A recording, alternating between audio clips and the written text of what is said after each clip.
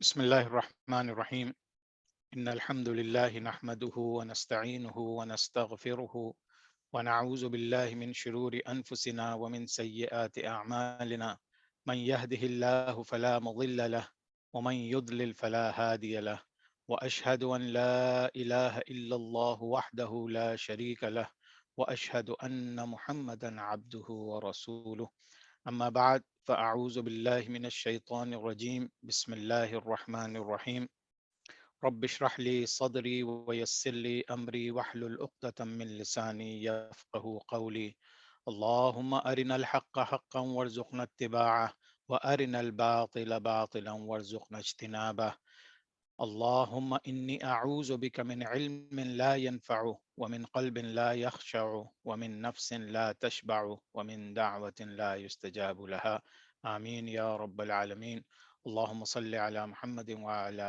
آل محمد كما صليت على إبراهيم وعلى آل إبراهيم إنك حميد مجيد اللهم بارك على محمد وعلى آل محمد كما باركت على إبراهيم وعلى آل إبراهيم إنك حميد مجيد بسم اللہ الرحمن الرحیم السلام علیکم ورحمۃ اللہ وبرکاتہ۔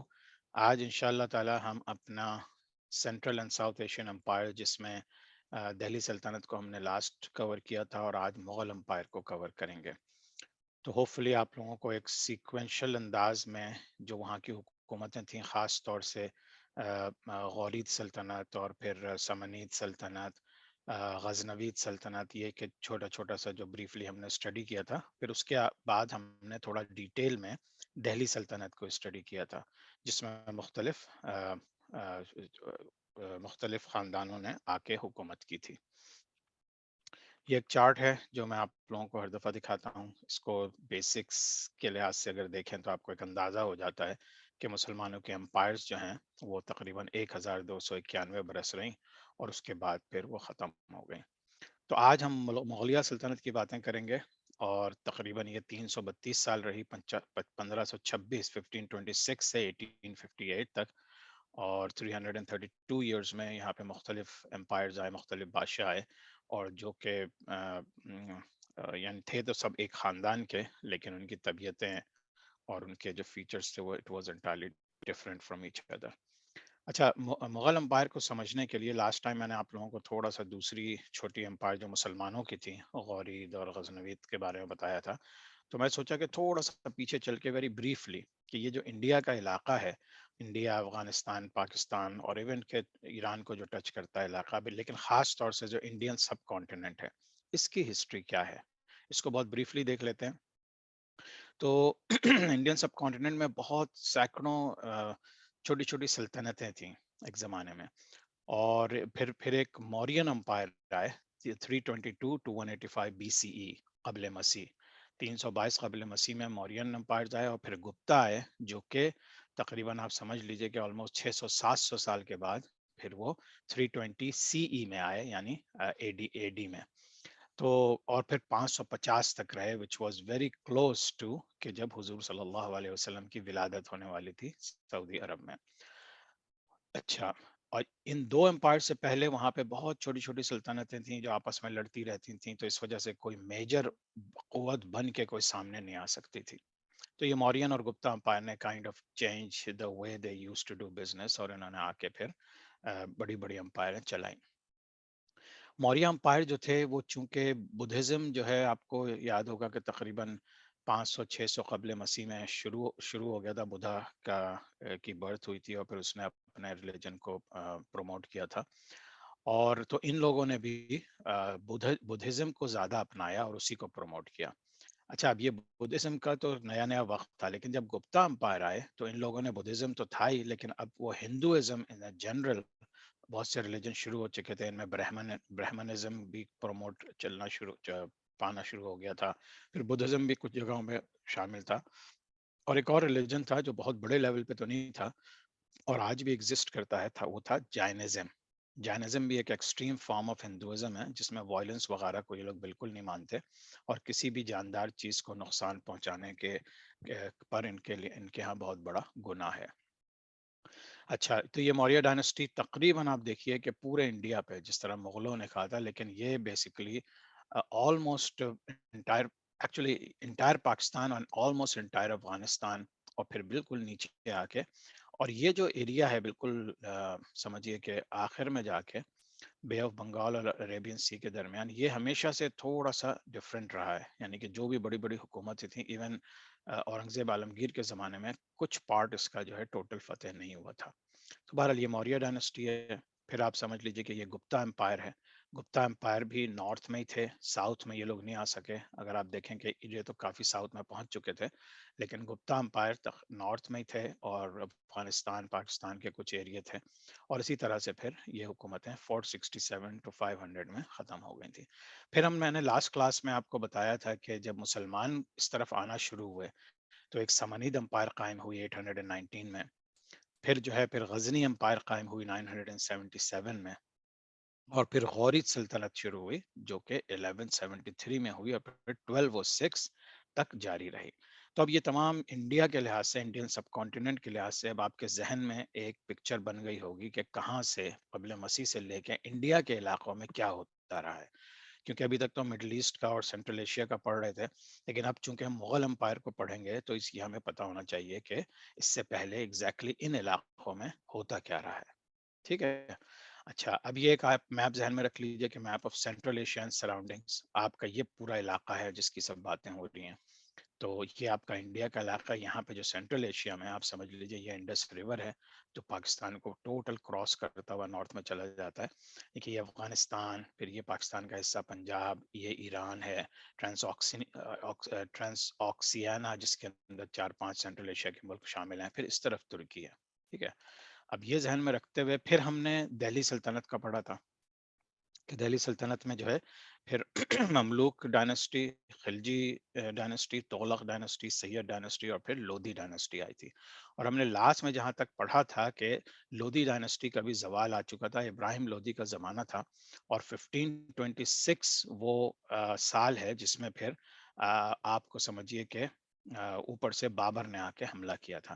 یہ دہلی سلطنت تھی، یہ بھی تقریباً پورے انڈیا پہ چھائی ہوئی تھی. کیونکہ یاد رکھیے گا کہ پہلے چھوٹے چھوٹے سے فیکشنز تھے، چھوٹی چھوٹی سی سمجھے طوائف الملوکی تھی، لیکن اس کے بعد پھر یہ سب جب آپس میں انہوں نے قوتیں جمع کی تو پھر ان کی کافی پاور ہو گئی تھی. اچھا، یہ ہے کہ جب دہلی سلطنت ختم ہو رہی تھی 1451 کے قریب، اور اس کے بعد سول وار ٹائپ ہوئی ہے جب لودھی ڈائنسٹی تھی، تو آپ یہ دیکھیے کہ شروع میں تو یہ پورا دہلی سلطنت تھی، لیکن پھر دہلی سلطنت صرف اور صرف دلی کے اراؤنڈ ہی رہ گئی. یو پی کا جو ایریا ہے یہاں پہ دہلی سلطنت رہ گئی، اور پھر باقی یہ آپ کا ملتان، سندھ، گجرات، مالوا، جین پور، یہ ساری چیزیں آہستہ آہستہ بٹ کے انہوں نے اپنی اپنی حکومتیں بنا لی. ٹھیک ہے. تو اب یہ دہلی سلطنت بھی ختم ہو گئی، یہاں پہ ختم کیا ہو گئی مطلب کنفائن ہو گئی اس ایریا میں، اور باقی تمام چھوٹی چھوٹی ریاستوں نے انڈیپینڈنس ڈکلیئر کر دیا تھا. اب یہ وہ موقع ہے اراؤنڈ کہ پھر اس کے بعد طوائف الملوکی رہی، اور پھر ہم نے دیکھا کہ افغانستان کی طرف سے بابر آئے. اب یہ ایک چھوٹا سا چارٹ ہے مغل امپائر کا، تو یہ لوگ آپ اپنے فارغ وقت میں آپ دیکھ سکتے ہیں.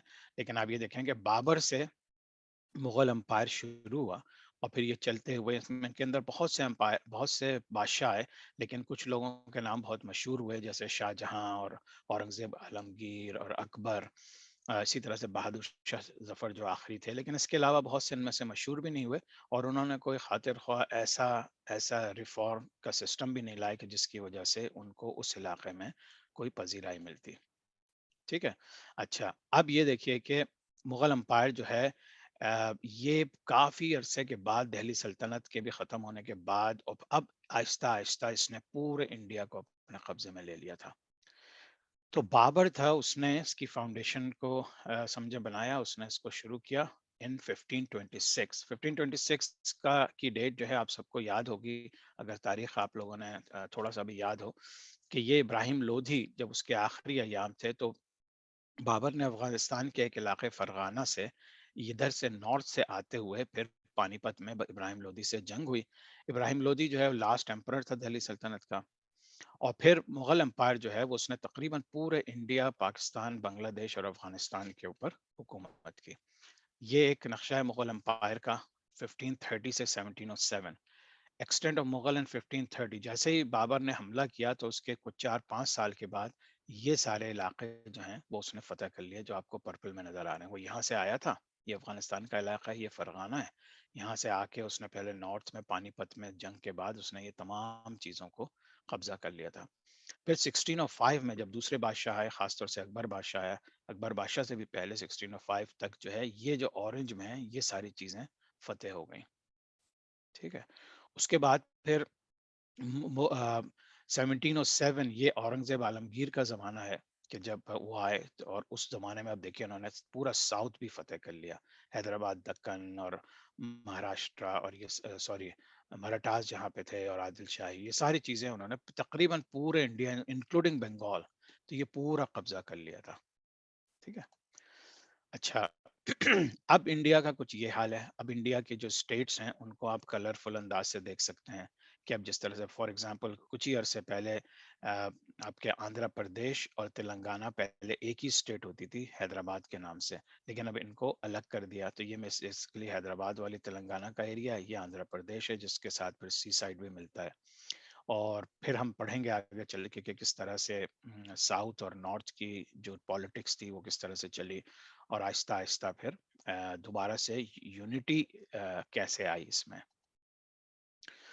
ज़हीरुद्दीन बाबर, जैसा मैंने जिक्र किया, इनका पूरा नाम ज़हीरुद्दीन मोहम्मद बाबर था। 20 अप्रैल 1526 और बमुताबिक 26 दिसंबर 1530 तक वो रहे। 6 साल हुकूमत की ज़हीरुद्दीन बाबर ने। और और ये एक जो तैमूर लंग थे, जो चंगेज खान की औलाद से थे, उनके समझे उनके एक प्रिंस थे, क्योंकि ज़्यादातर उसकी हुकूमत थी तैमूर लंग की, तो उनके एक प्रिंस थे सेंट्रल एशिया में, फरगाना में। और ये लेकिन अपने वालिद की साइड से। आ, बाबर 1483 में फरगाना में पैदा हुआ, और जब वो सिर्फ 12 साल का था जब उसके वालिद का इंतकाल हो गया, और उसका वालिद उस वक्त फरगाना यानी कि एक छोटी सी स्टेट थी अफगानिस्तान की, उसका गवर्नर था। तो अब ये देख लिए कि ये आपको ये फरगाना इलाका, ज्यादातर पहाड़ी इलाके थे ये सारे, फिर ये आपका यहाँ से नॉर्थ इंडिया शुरू हो जाता है एंड साउथ में। तो यहाँ से उसने आके हिमालयाज के नीचे से यहाँ आके उसने पानीपत में फिर हमला किया था। उसके जो चचा थे उन्होंने हुकूमत के लिए, तख्त के लिए लड़ाइयाँ शुरू हो गई, तो उसने जो है फरगाना से कई दफ़ा वो बाहर गया और उसके बाद फिर वापस आ गया। और फिर फाइनली 1504 में बल्ख और काबुल का जो इलाका था अफगानिस्तान का, वहाँ बाबर ने हुकूमत करनी शुरू कर दी। फिर वो इंडिया आया और इब्राहिम लोदी के खिलाफ उसने जंग की और वो जीता, जबकि इब्राहिम लोदी की क़ुव्वत जो थी 10 गुना ज़्यादा थी। और बाबर की जो फौज थी वो हालांकि टेक्नोलॉजिकली वो थोड़ी सी स्ट्रेंथन थी, या कि उसके पास नए किस्म के असलहा था। और इब्राहिम लोदी जो है वही पुराने अंदाज से हजारों हाथी लेके और इस तरह की फौज लेके आया था कि जिसकी मूवमेंट भी इतनी कोई स्विफ्ट मूवमेंट नहीं होती थी। बाबर ने इब्राहिम लोदी को शिकस्त दी पानीपत में और फिर उसने कब्जा कर लिया। फिर 1527 में उसने जैसे ही 1526 में समझिए कि पानीपत का इलाका फतेह किया, फिर उसने राणा संगा, वहाँ का बहुत बड़ा वो था सरदार, खानवा में, और फिर उसके सारी टेरिटोरीज कैप्चर की। फिर इसी तरह से आसपास के इलाकों को फतेह करते हुए आगे चलता रहा। वो बहुत ही पढ़ा लिखा इंसान था, बल्कि उसने एक किताब भी लिखी थी तुझ के बाबरी, और उसके अंदर उसने अपनी ज़िंदगी के भी हालात लिखे हैं और बहुत से यानी कि हिकमत की चीज़ें भी उसने लिखी हैं। वो फ़ारसी ज़बान का शायर भी था और टर्किश लैंग्वेज भी जानता था, तो इस लिहाज से तीनों लैंग्वेजेस जानने की वजह से वो काफ़ी पुरअसर था इस पूरे इलाके में। उसकी बेटी गुलबदन बानो थी, उसने एक बुक लिखी थी हुमायूं नामा, जो हुमायूं की तरफ से लिखी थी। तो उसमें हुमायूं ने कहा था कि उसको ये वाक़या लिखा था कि जब हुमायूं बीमार हो गया था, जब हुमायूं का बेटा जब बाबर का बेटा हुमायूं बीमार हो गया था, तो उसने उसके बिस्तर के गिर चक्कर लगा के ये दुआ की थी अल्लाह से कि इसकी बीमारी मुझे दे दे और इसको ज़िंदगी दे दे। तो ऐसा ही हुआ और 1530 में उसका इंतकाल हो गया और फिर आगरा में उसको सुपुर्द खाक किया गया। अच्छा, अब हुमायूं यही वाला बेटा जिसकी जिंदगी के लिए बाबर ने दुआ की थी। तो हुमायूं आया 26 दिसंबर 1530, तकरीबन समझे 4 साल बाबर की हुकूमत थी, फिर उसका इंतकाल हो गया। अच्छा, लेकिन हुमायूं के अब दौरे हुकूमत तकरीबन दो हैं, एक उसने 10 साल हुकूमत की और फिर 1 साल और की। اس کا پورا نام تھا نصیر الدین محمد ہمایوں. ہمایوں 22 سال کا تھا جب وہ بادشاہ بنا. بابر کا بیٹا تھا اور اس کے لیے اتنا آسان نہیں تھا کہ جتنی لینڈ وغیرہ بابر نے فتح کی تھیں وہ ان کو کس طرح سے پروٹیکٹ کر سکتا تھا.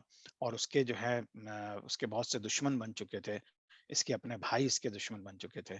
تو 1540 میں ہمایوں کو ڈیفیٹ ہوئی شیر شاہ سوری سے. شیر شاہ سوری جو ہے وہ آپ نے تاریخ میں اس کا بھی ذکر پڑھا ہوگا کہ جو مغل حکومت 1526 سے شروع ہو کے 1858 تک چلی ہے اس کے کچھ عرصے کے لیے بیچ میں شیر شاہ سوری کی حکومت آئی تھی جس کو ہم مغل نہیں جانتے کیونکہ مغل خاندان کا وہ بندہ نہیں تھا. تو اس نے جو ہے تقریباً 1530 سے 1540 10 سال حکومت کی. اور پھر بعد میں 1555 سے 1556 تو ہوا یہ کہ جب 10 سال اس کی حکومت ہو گئی تو مغلز نے جو پانی پت کی دوسری جنگ تھی وہ بھی جیت لی گنگارا میں خانوا میں.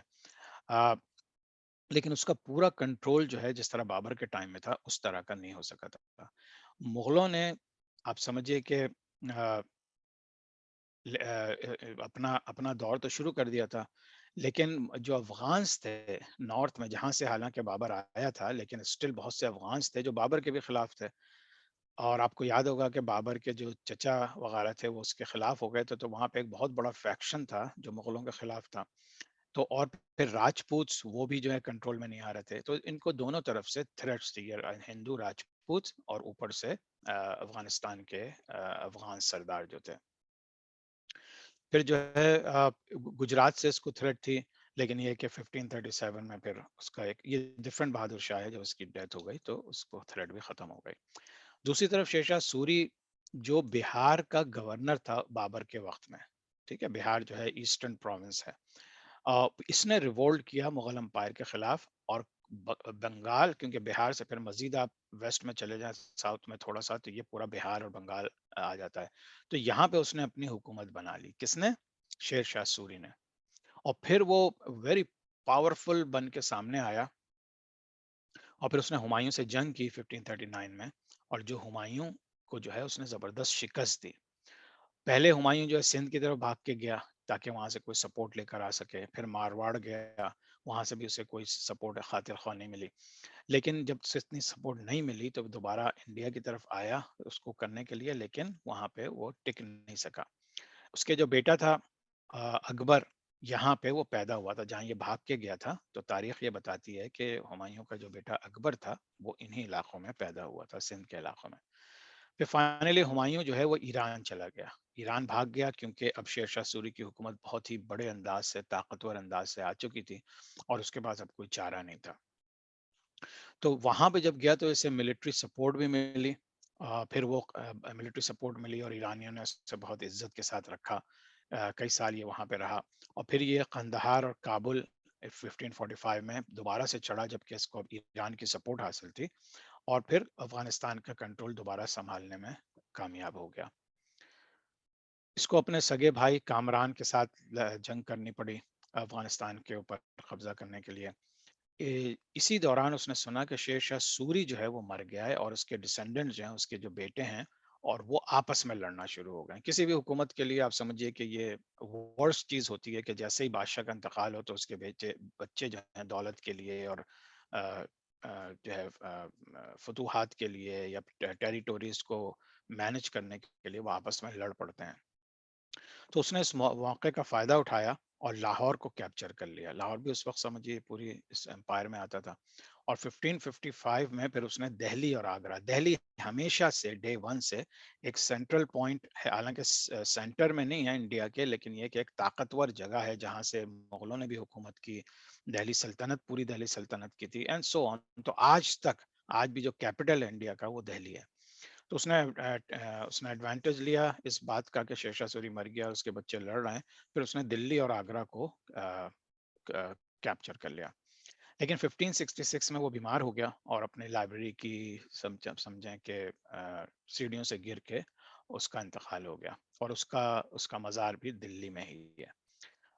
اچھا the real master piece structure جو کہ بلڈ ہوا اس کی ٹام کے اراؤنڈ اور پھر اس کو ایونچولی یونیسکو نے ورلڈ ہیریٹیج سائٹ ڈکلیئر کر دیا وہ اگر یونیسکو کسی چیز کو ہیریٹیج سائٹ ڈکلیئر کر دے تو پھر اس کو آپ گرا نہیں سکتے. اس کی رینوویشن جو ہے وہ اجازت سے ہو سکتی ہے، لیکن اس کو آپ کوئی اس کی پوری کنسٹرکشن کو آپ ہرٹ نہیں کر سکتے. اچھا، ہم تھوڑا سا دیکھ لیتے ہیں کہ شیر شاہ سوری کے جو اس نے تقریباً 5 سال حکومت کی، اس کا کیا بیک گراؤنڈ تھا. تو اس نے سوری امپائر کو جنم دیا 1540 میں. اس کی بھی فیملی افغانستان سے ہی تھی، لیکن یہ اس کے جو والد تھے شروع میں آ کے ہریانہ سائٹ پہ سیٹل ہو گئے تھے، جو کہ آپ ہریانہ سمجھیے کہ آج کل کے پاکستان کی ایک kind of neighbouring state, Punjab کی ایک اسٹیٹ ہے. اس نے بابر کی آرمی میں ایز اے گورنر کام کیا تھا بہار میں، اور اس زمانے میں ساسارام جو ہے وہ کیپٹل ہوا کرتا تھا، جو کہ اب بہار کہلاتا ہے، پہلے اسے ساسارام کہتے تھے. اس نے ایک نئی کرنسی بھی ایجاد کی، کیونکہ شیر شاہ سوری تھا بہت عقل مند، طاقتور، اور بہت ہی ایڈمنسٹریٹو پاورز تھیں اس کے اندر. ریفارمز لے کر آیا بڑے بڑے، جس کی وجہ سے پھر وہ مشہور بھی ہوا. تو یہ تھا جس نے کرنسی انٹروڈیوس کی، روپی. تو ہمایوں جب دوسرے ایریاز میں جا رہا تھا، تو اس نے اس وقت جو ہے اپنے بنگال کو بھی اپنی ٹیریٹوری میں شامل کر لیا تھا. اور پھر اس نے جب یہ وہاں بنگال میں بھی چلا گیا، تو اس کے بعد اس نے شیر شاہ سوری نے جو ہے انٹائر مغل امپائر کو اس نے یہ بولنا شروع کر دیا تھا کہ اب یہ پوری سوری امپائر بن چکی ہے، یعنی شیر شاہ سوری کے انڈر ہے، اور پھر ظاہر پتہ ہے اس کے بچوں کے اس میں رہے گی. He was excellent administrator and brave army general. یہی وجہ تھی، کیونکہ بہت سی کچھ غلط چیزیں ہونا شروع ہو گئی تھیں مغل امپائر میں، اور یقیناً وہ چونکہ فیکشنز میں بٹے ہوئے تھے شروع میں، جب ان کو یونائٹ کیا گیا تھا تو اسٹل کبھی کبھار جیسے کسی کو موقع ملتا تھا کوئی ایک خاص طاقتور راجا یا مہاراجا یا سردار وہاں پہ اپنے پینگیں بڑھاتا تھا لوگوں سے، تو پھر وہ یہ کوشش کرتا تھا کہ وہ دوبارہ سے مغل امپائر سے آزاد ہو جائے. اور پھر ہم یہی دیکھیں گے کہ مغلوں کے اینڈ کے بعد پھر یہی ہوا. اس نے ایک new economic and military administration قائم کی. کرنسی کو جو ہے ٹانکا پہلے بولتے تھے، اس کو روپیہ میں کنورٹ کیا. پوسٹل سسٹم جو ہے پورے سب کانٹیننٹ کا بہت بہترین بنایا. ایک اور اس نے ایک شہر آباد کیا تھا جس کا نام تھا شیر گڑھ. اس زمانے میں اگر آپ کو یاد ہو کہ عثمانیہ خلافت میں بھی، اور پھر عباسی خلافت میں بھی، اور پھر اب یہاں پہ بھی لوگ جو ہے نئے نئے شہر آباد کرتے تھے، اور پھر اس کے اندر اپنے پاپولیشن کو لے کر آتے تھے، ریسورسز پیدا کرتے تھے تاکہ ایک نئی جگہ آباد ہو اور دوسری جگہوں پہ کانسنٹریشن اتنا زیادہ نہ ہو. اس نے ایک روڈ سسٹم بنایا تھا چٹاگانگ، بنگلہ دیش اور کابل. یہ بہت امپورٹنٹ تھا، جس کی وجہ سے آپس میں ان کی کمیونیکیشن اور تجارت جو ہے بہت اچھے انداز سے شروع ہو گئی تھی. چٹاگانگ بنگلہ دیش ٹو کابل افغانستان. اب سوچیں بالکل نارتھ سے چلتا ہوا آل دا وے پورے انڈیا کو کراس کرتا ہوا پھر وہ کابل کی طرف چلا گیا تھا وہ راستہ. اس نے جو ہے 1543 میں کالن جار قلعہ ہے، ایک بہت مضبوط قلعہ تھا، اور اس نے اس کو سیج کیا، لیکن سیج کے دوران ہی پھر اس کا انتقال ہو گیا. پھر بہت عرصے کے بعد جب سارے پاسبلٹیز ختم ہو گئے، یعنی کہ وہ محاصرہ کرنے کے بعد اندر پینیٹریٹ نہیں کر پا رہے تھے، تو اس نے یہ سوچا کہ اس پورے فورٹ کو، گن پاؤڈر اس زمانے میں آ چکا تھا اور لوگ استعمال کرنا شروع ہو گئے تھے. ہمیں پتا ہے کہ چائنا وغیرہ میں بھی استعمال ہونا شروع ہو گیا تھا. تو اس نے وہ گن پاؤڈر یوز کیا اڑانے کے لیے، تو اس میں وہ خود زخمی ہو گیا، اور بعد اسی زخم سے پھر بعد میں اس کا انتقال ہو گیا. اس کا بیٹا جلال خان سوری پھر اس نے اس فورٹ کو یعنی قلعے کو قبضہ کر لیا تھا. شیر شاہ سوری کا مزار جو ہے ساسارام یعنی بہار میں ہے، اور وہاں پہ بھی ایک میزولیم کنسٹرکٹ کر دیا گیا تھا، ایک بلڈنگ، تاکہ اس کے نام سے مشہور رہے. سوری امپائر ٹوٹل جو ہے وہ تقریباً 16 سال رہی. اس وقت پھر ہمایوں واپس آیا. اگر یاد ہو کہ ہمایوں بھاگ گیا تھا 10 سال حکومت کرنے کے بعد، اور پھر دوبارہ 16 سال کے بعد پھر وہ دوبارہ آیا، اور ایران چلا گیا تھا، پھر افغانستان گیا، اور پھر سب کو شکست دینے کے بعد اب وہ دوبارہ انڈیا پہنچ گیا. یہ شیر شاہ سوری کی سمجھیے کہ امپائر ہو گئی تھی جب اس نے پوری یعنی فل کنٹرول میں تھی. اس نے باقی علاقوں کو بھی اپنے زیر اثر تو رکھا ہوا تھا، لیکن یہ شیر شاہ سوری کی امپائر 1540 سے 1545 تک تھی. اچھا، اب اس کے بعد آتے ہیں جناب جلال الدین محمد اکبر. اکبر کو میرے خیال میں سب جانتے ہیں، مسلمان، نان مسلم، یا ایک خاص طور سے انڈیا کے رہنے والے سب جانتے ہیں کہ اکبر کا دور حکومت جو ہے وہ 50 سال کا تھا، اور اکبر بہت مشہور بھی ہوا، اور اس کی بہت سی وجوہات تھیں جو اس کا ذکر اب ہم کرتے ہیں آگے انشاءاللہ. وہ 15 اکتوبر 1542 میں سندھ میں پیدا ہوا. ہمیں یاد ہے نا کہ جب ہمایوں وہاں گیا ہوا تھا تو وہاں پہ اس وقت پیدا ہوا تھا. اور 25 اکتوبر آگرہ میں اس کا انتقال ہوا. اس کی ایج تقریباً 63 ایئرس تھی. تو تقریباً 49 to 50 ایئرز اس نے تقریباً ہاف اے سینچری جو ہے اس نے حکومت کی. جب اس نے اپنے والد کی موت کی خبر سنی گرداسپور میں، تو بیرم خان جو تھا وہ اس کا آپ سمجھیے کہ ایک کمانڈر تھا، آرمی کمانڈر تھا. تو اس نے ایک سیریمنی کی. بیرم خان بہت انٹیلیجنٹ اور بہت ہی لوئل انسان تھا اکبر کا. تو اس نے، وہ بہت ینگ تھا اکبر اس وقت، تو اس نے ایک سیریمنی آرگنائز کی جس کے اندر اکبر کی تاج پوشی ہو گئی. ابھی بہت سے لوگوں کو پتہ نہیں ہے، لیکن بیرم خان کو اندازہ تھا کہ اگر فوراً سے اکبر کی تاج پوشی کر کے سارے انڈیا میں اعلان نہیں کیا جائے گا تو پھر بہت دیر ہو جائے گی اور کچھ اور لوگ قبضہ کر لیں گے. اچھا. جو باقی دوسری اسٹیٹس تھیں ارد گرد، انہوں نے موقع غنیمت جانا اور انہوں نے ریبیلین شروع کر دیا، غداریاں شروع ہو گئیں آپس میں. تو اس نے اپنے جتنے اس کے دشمن تھے، اس نے سیکنڈ بیٹل آف پانی پت میں ان کو ہرایا.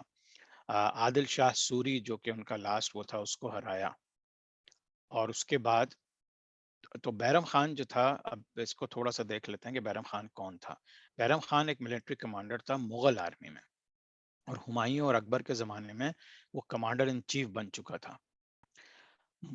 جو زیادہ تر کانکویسٹ ہوئی تھی، لڑائیاں ہوئی تھیں یا فتوحات ہوئی تھیں اکبر کے زمانے میں، وہ بیسیکلی اسی کی وجہ سے ہوئی تھیں، کیونکہ اکبر تو بہت ینگ تھا تو بہت انٹیلیجنٹ، لیکن یہ کہ اس کے اندر وہ صلاحیتیں ابھی نہیں ڈیولپ ہوئی تھیں کہ وہ پوری حکومت کو چلائے اور پھر اتنی بڑی بڑی فتوحات کرے.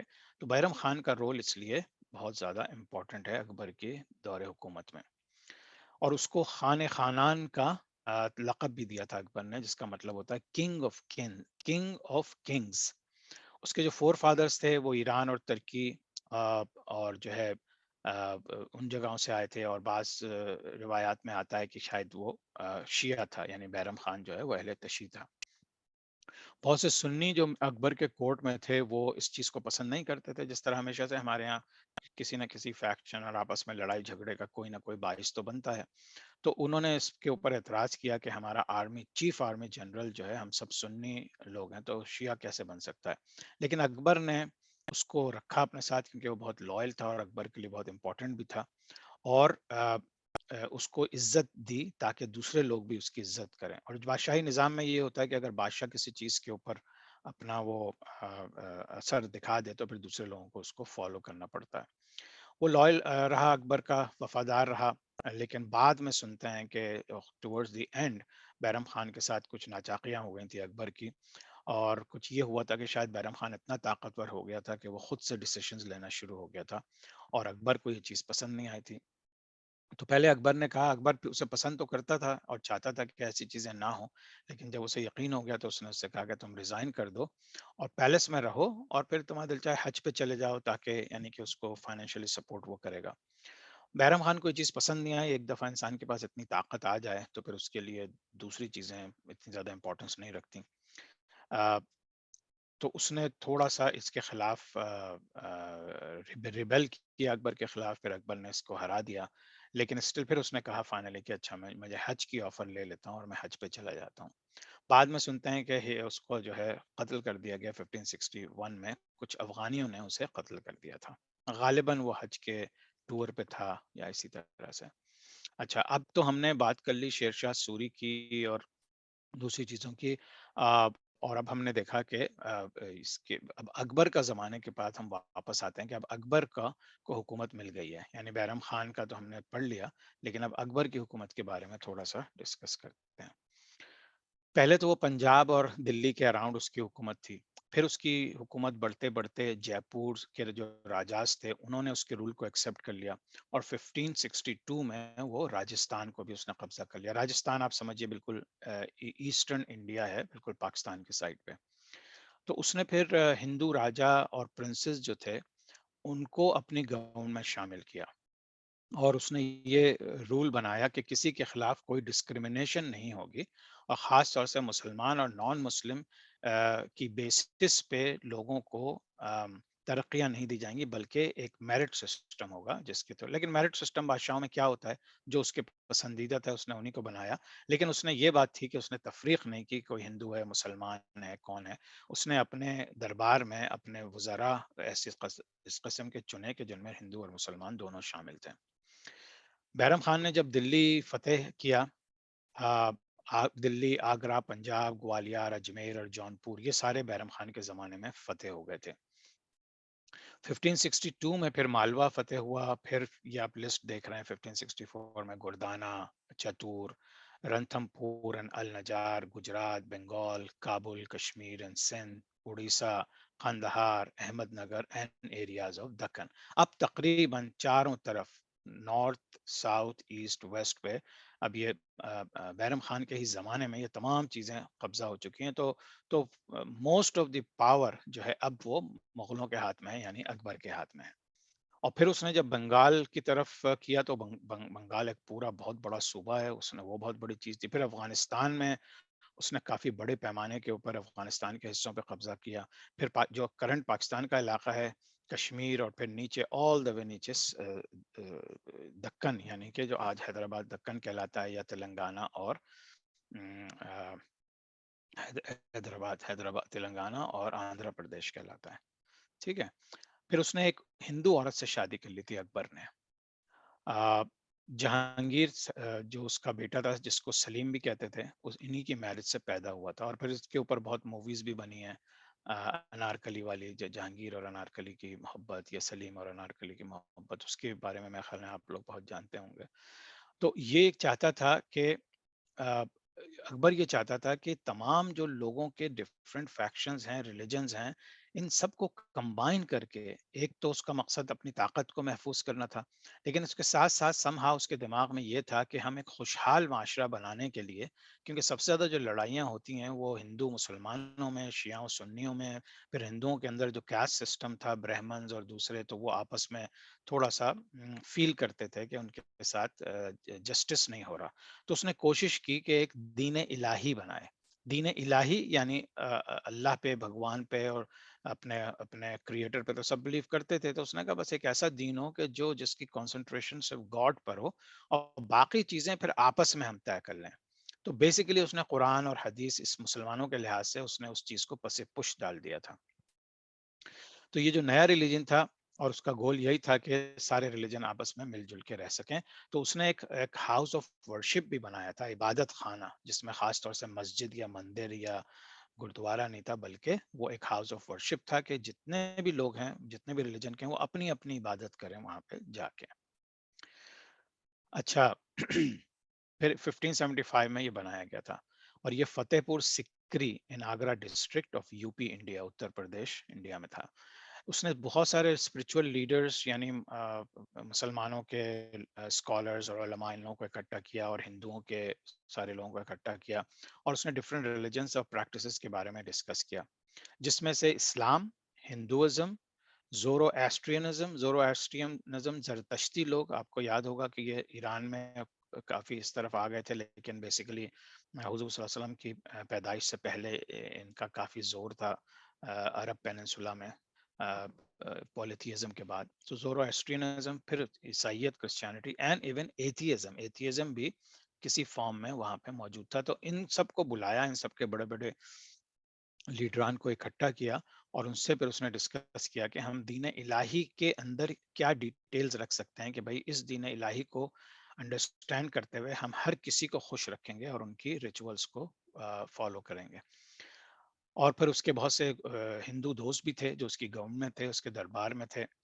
انارکلی جو اس کو انارکلی کو اس نے دیوار میں چنوا دیا تھا، اسی کے دور میں ہوا تھا جب جہانگیر اس کے بے انتہا عشق میں گرفتار ہو گیا تھا، جو کہ ایک کنیز تھی. تو اس میں جو واقعہ آتا ہے، اس میں بھی ڈفرینس آف اوپینین ہے. بعض کہتے ہیں کہ دیوار میں چنوا دیا تھا، بعض کہتے ہیں کہ اس کو ایک ٹنل کے ذریعے، غار کے ذریعے چھوڑ دیا تھا کہ تم چلی جاؤ اور کبھی واپس نہیں آنا اس کی ماں کے ساتھ، اللہ عالم. اچھا.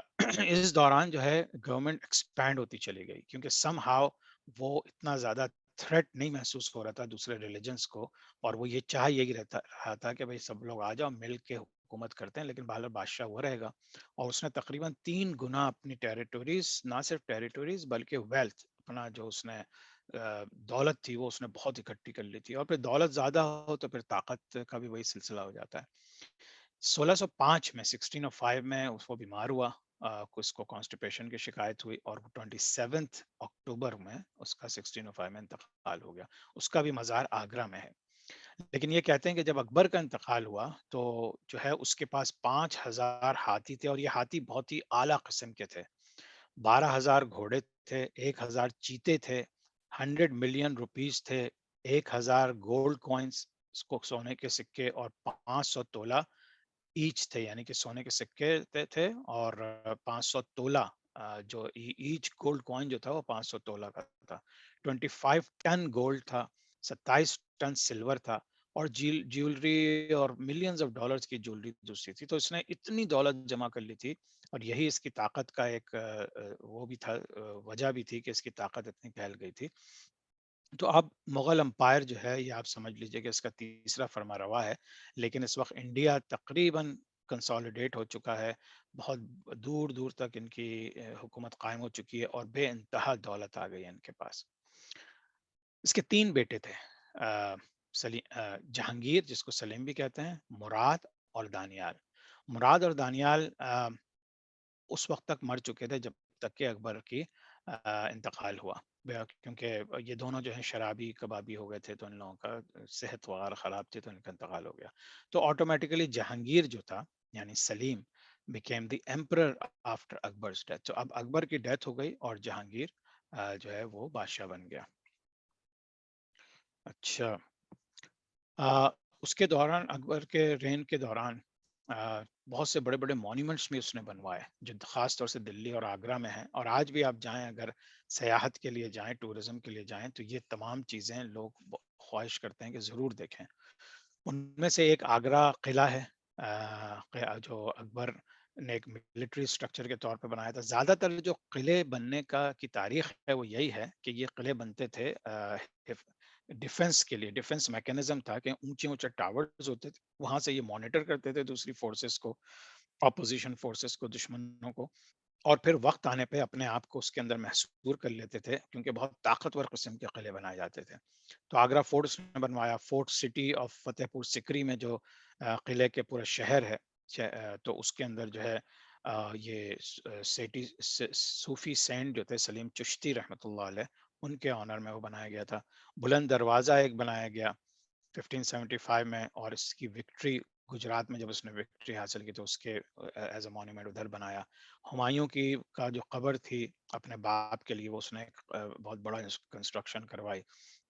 جودھا وائس پیلس، اس کی وائف جب مری تو اس نے اس کے لیے ایک پیلس بنایا. اور پھر جب وہ his own term he built in his lifetime، اپنی زندگی میں اس نے اپنا بھی مقبرہ بہت زبردست طریقے سے ڈیزائن کر کے اور تیار تھا. تو جیسے ہی اس کا انتقال ہوا تو پھر اس کو اس میں بھری کر دیا گیا. پرفیکٹ ٹائمنگ، آلموسٹ 44-45 منٹس ہوئے. تو ان شاء اللہ تعالیٰ نیکسٹ ویک ہم مغل امپائر کو کنٹینیو کریں گے، اور پھر جہانگیر یعنی جو سلیم کی حکومت ہے اس کو دیکھیں گے کہ وہ کس طرح سے حکومت چلی، اور پھر آگے مغل امپائر نے کیسے بڑھنا شروع کیا. تو انشاءاللہ ابھی کوشچن آنسر لے لیتے ہیں. تب تک کے لیے سبحانک اللہم و بحمدک، نشہد ان لا الہ الا انت، نستغفرک و نتوب الیک. السلام علیکم ورحمۃ اللہ وبرکاتہ.